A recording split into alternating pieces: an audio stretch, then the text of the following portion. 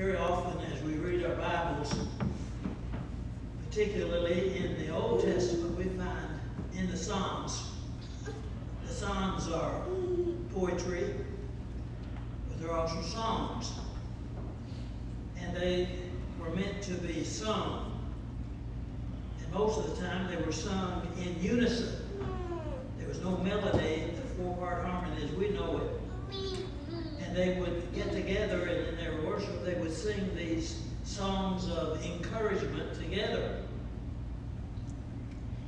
And in my Bibles, I have, after 60-something years of preaching, I've worn out several Bibles where I've written in the margins and underlined and done all kinds of script in them.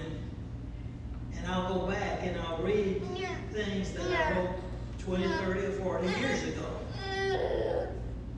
And we need to be aware of the fact that as we go through life, life is an up and down thing. We're not on an even keel all the time. There are times when we're high, there's times when we're low.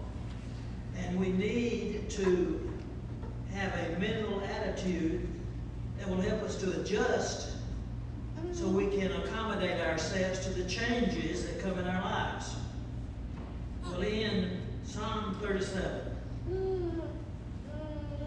the psalmist says, "Do not fret because of evildoers, nor be envious of the workers of iniquity."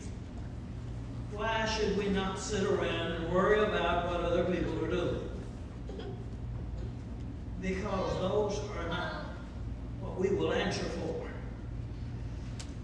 We may say, oh, here are the righteous forsaken, and here are those that are evil doing well.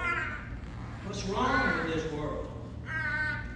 Over in one of the later Psalms, the heathen said, "Where is your God?" Well, the answer is that God is in our hearts, and He's there to sustain us. We should not, in our thinking, allow ourselves to look at someone else and be envious of them because of what they have. For those people, the Bible says, they shall soon be cut down like the grass and wither as the green herb. Now, they be riding high, but it isn't for long. Then he goes on to encourage us, trust in the Lord. Not only don't fret because of evildoers, but trust in the Lord and do good. You know, Jesus very often said that we're to throw out the demons that are in us and replace, we've garnished the house and then replace it with deeds. So when we get rid of being worrisome and bothered about what other people are getting ahead, we can be filling our lives with good things. And that we may dwell in the land and feed on God's faithfulness. And then again, he says, delight yourself in the Lord. Be happy. Don't fret. Trust in the Lord. And let your enthusiasm and your feeling of goodness be multiplied in your happiness.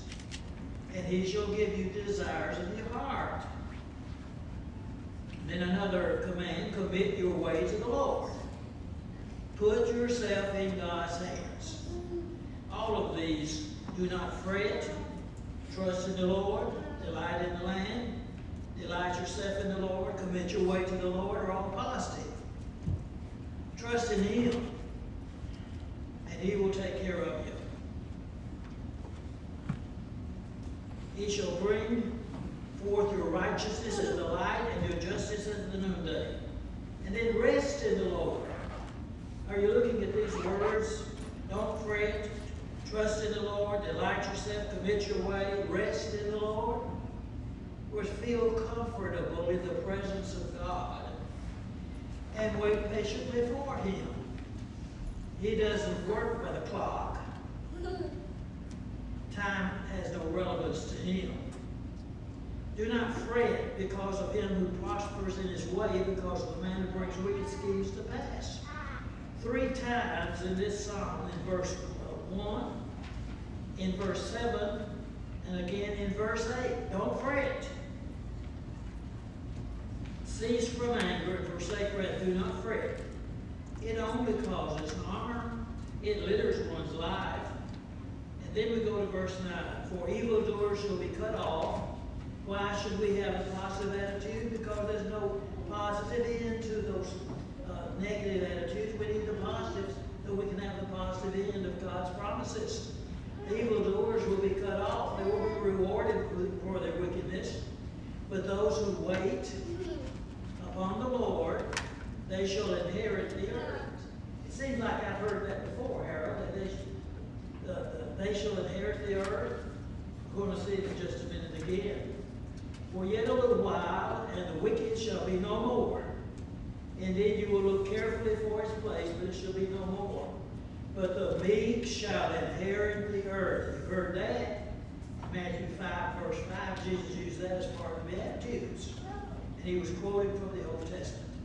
The meek, those who are strong, but serve gently in following God.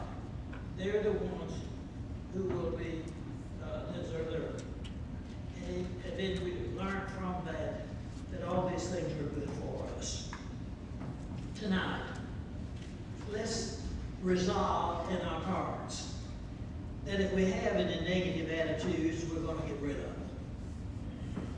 Because they're minuses. They hold us down. They give us no enthusiasm. If we have sin in our life, let's denounce that sin and say, Lord, I don't want it anymore. Let's say like Jesus said to Peter, get thee behind me, Satan.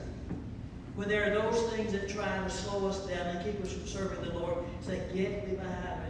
I'm going to serve the Lord. Fret not yourself because of evildoers.